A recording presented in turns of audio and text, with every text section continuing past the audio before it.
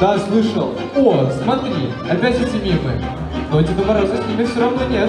Чтобы найти Деда Мороза, нужно думать, как Дед Мороз. А он у нас так любит фотографироваться.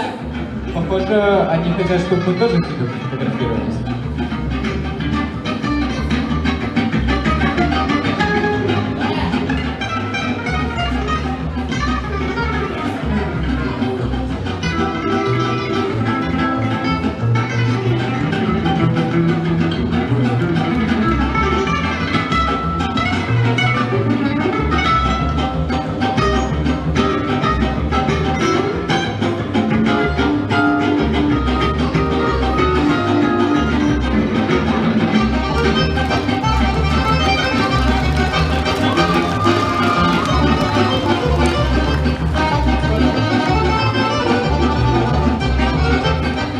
Странно, Дед Мороз на фотосессию не пришел, в оркестре не появился, и на соревнованиях его не было. Ну где же он может быть?